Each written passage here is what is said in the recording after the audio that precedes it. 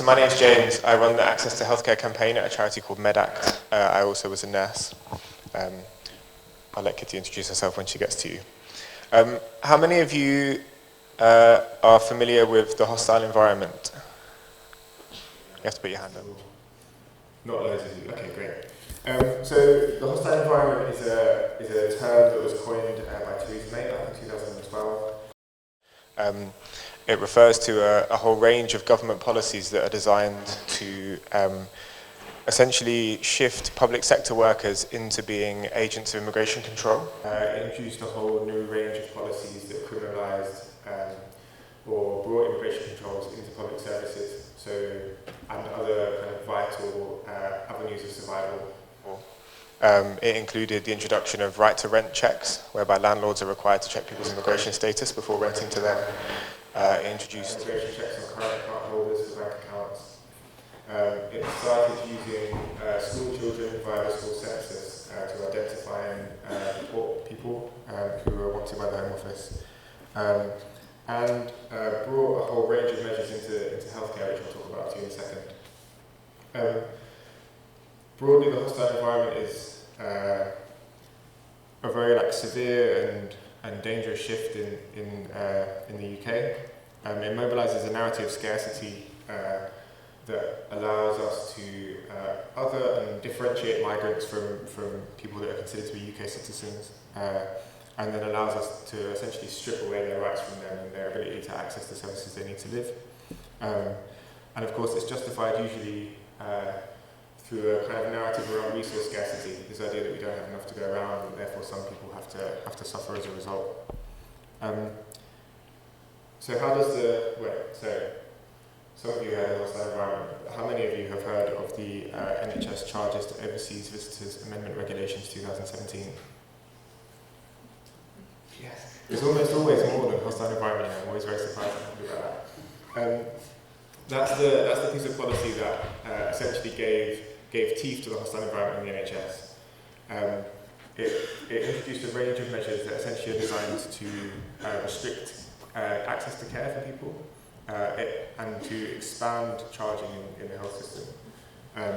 Broadly, the NHS is accessed on the basis of what's called ordinary residence, and that is relying on both you being having leave to remain, so being kind of legally entitled to be in the UK, but also living here normally as part of the conduct of your normal life.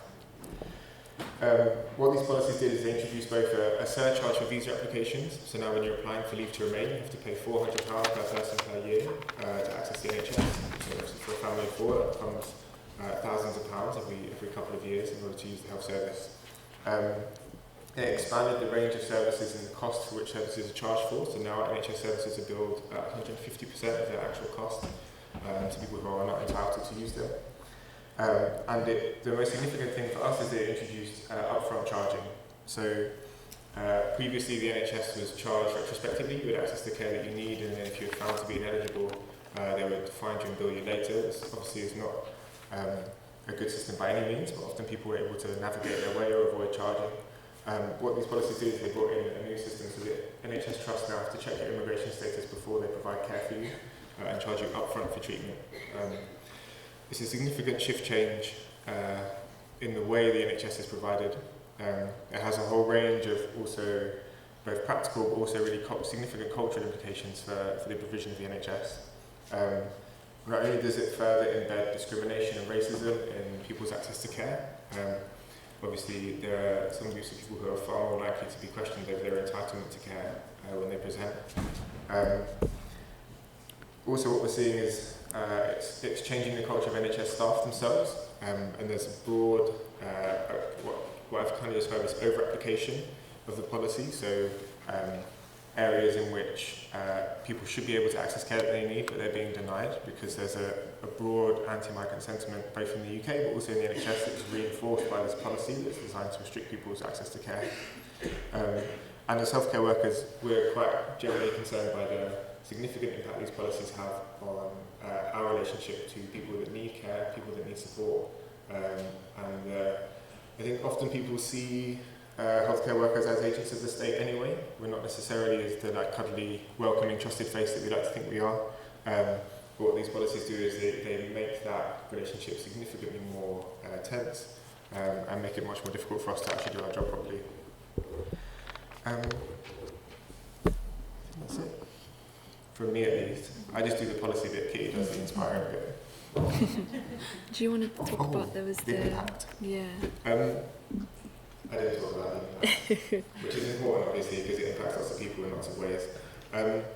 There's increasing evidence from across the UK that the policy is leading to people being deterred from seeking the care that they need, from being denied care when they try and access it, and from being generally just too scared to access care when they need it, both from charities like Doctors of the World, bigger NGOs and think tanks like the Equalities and Human Rights Commission.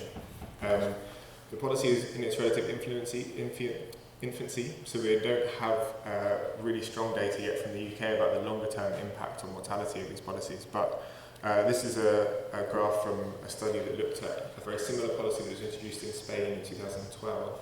That again very suddenly restricted access to care for undocumented migrants, and what they found over the 3 years of that policy being introduced was that it led to around a 15% increase in mortality for undocumented migrants, which is significant. I think, could you imagine another piece of a drug or a piece of medical equipment that was introduced that had quite a clearly documented 15% increase in mortality that no one was challenging or questioning? I don't think you could. And of course, there are lots of personal stories and impacts. I just wanted to draw attention to one. The person on the left here is a man called Masar Khan. Some of you may have read his story in the paper. He was a gentleman who had been living undocumented in the UK for around 10 years. He had heart failure and was essentially too sick to travel back to Pakistan, which is the country in which he had citizenship, although I think the UK really was his home. But he also couldn't afford the treatment. He had a bill for, I think, £38,000 that he needed. Was never going to access a heart transplant to fix his heart failure, because not only could he not afford it, but also people who are not ordinary residents in the UK are deprioritised for transplants. They're put on a second tier list and essentially will never get the organs they need. And essentially he was just condemned to die. The hospital said they couldn't treat him. He had to struggle to get his family a visa to come over and see him before he passed away. He was 38. He died in March this year. Just one of many, many stories of people that are denied life-saving and emergency care despite the fact that they should be able to access it. I'm going to hand over to Kitty now and let her talk to you a bit about our campaign. Thanks, James. Hi, everyone. So my name's Kitty. I'm a junior doctor and a member of Docs Not Cops.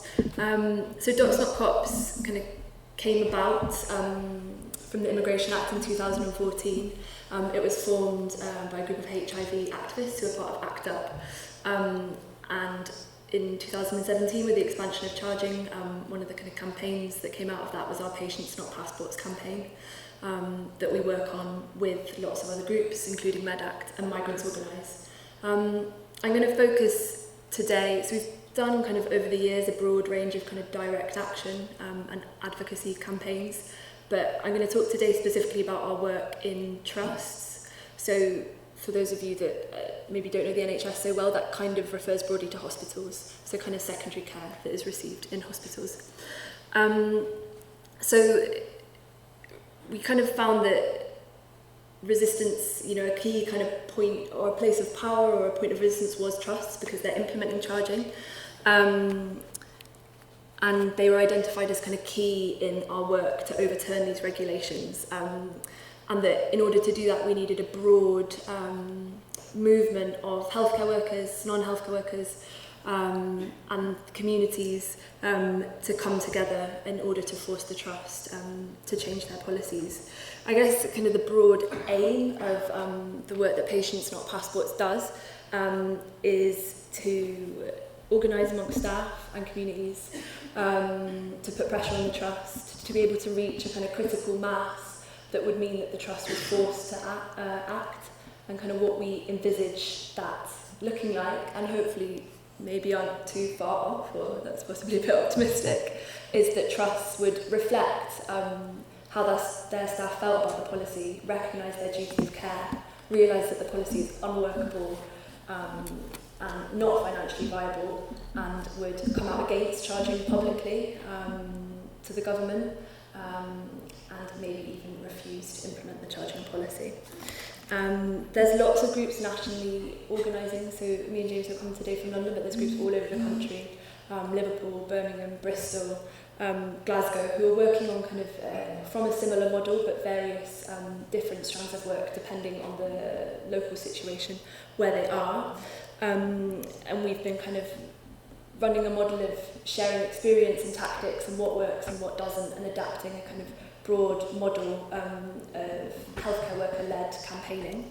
I'm going to kind of roughly talk about what this looks like from one of our campaigns. So it starts with kind of education and information, and that involves kind of open meetings where staff are invited to share their stories. We were at a meeting, well, it was actually some time ago now, but kind of we had 60, 70 healthcare workers from one hospital turning up to share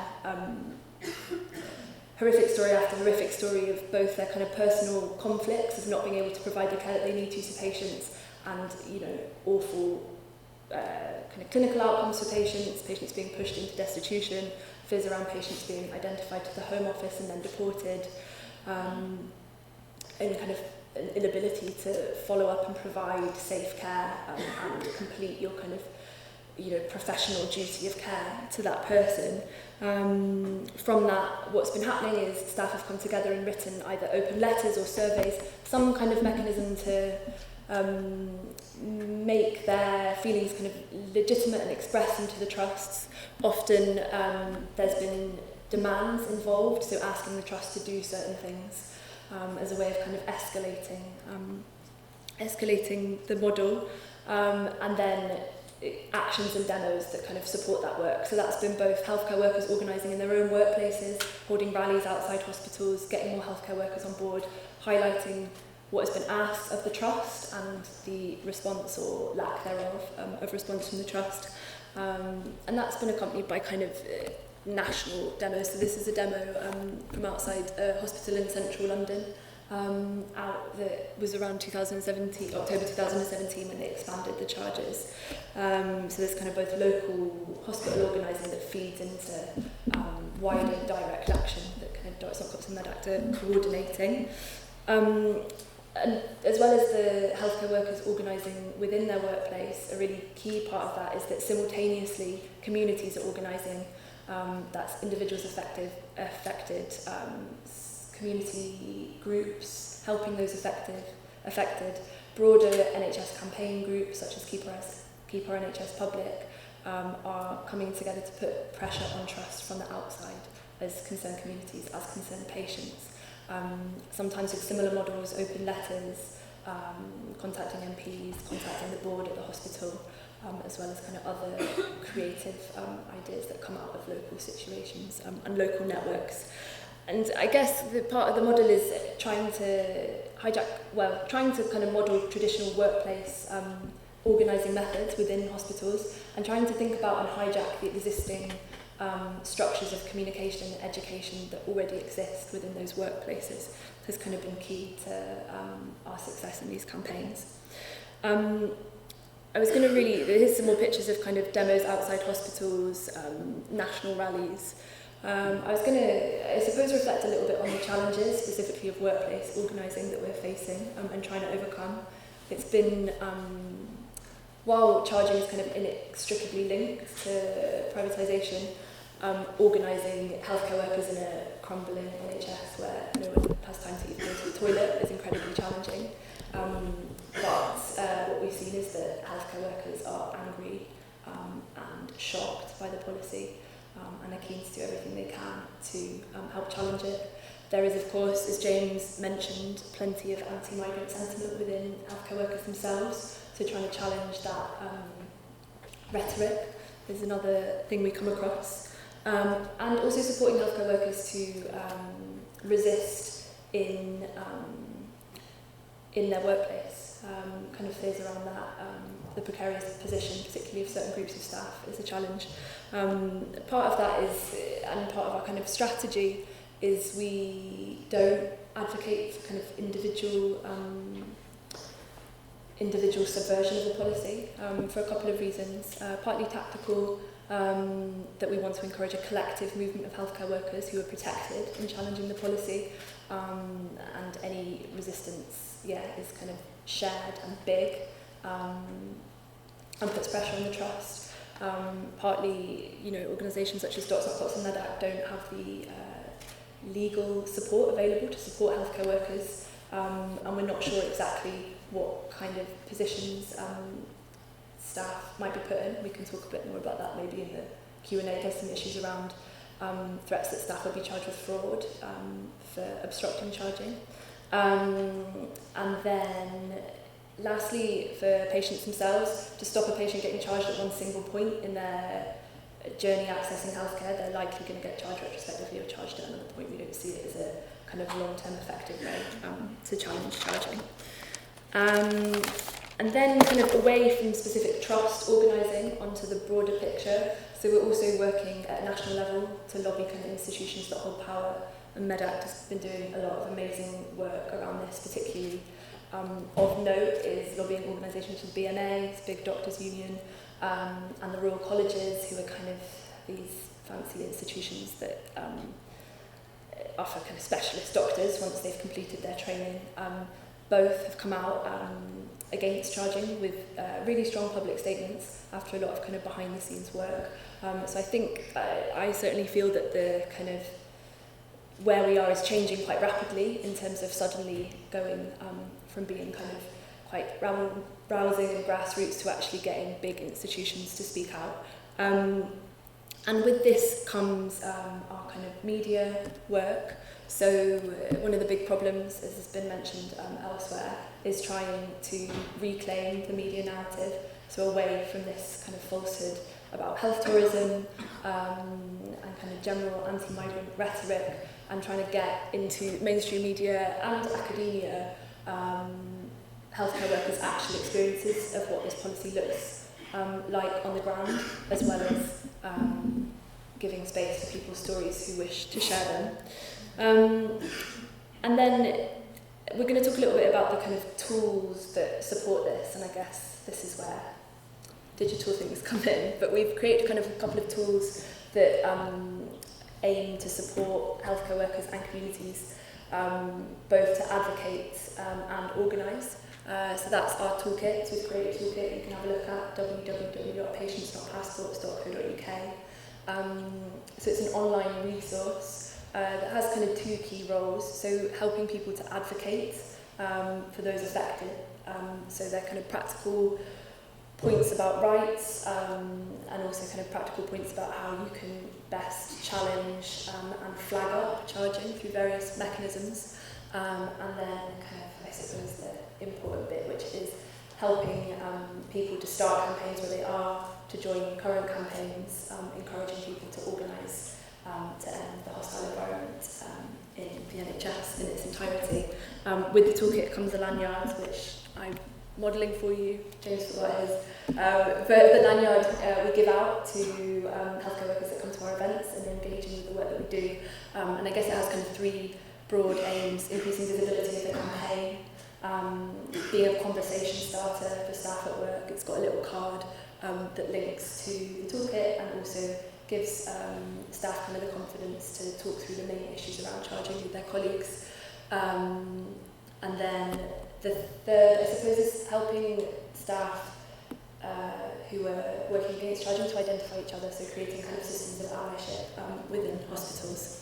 And then lastly, James via Medact has produced a briefing. I think he's got a couple of copies here for the highest bidder today, but that's got a fantastic summary of the hostile environment in healthcare, a summary of kind of recent changes, the impact, and importantly, the grassroots responses to charging. In terms of what you can do today, or generally, so help us share the toolkit, get in touch if you have any kind of ideas or resources or expertise. As with all these things, we're low on capacity, so anything you can help out with if you'd like to get involved with a campaign locally where you are, come and chat to us and we'll let you know who we know. Thanks very much. I don't know if there's anything you want to add, James. Perfect.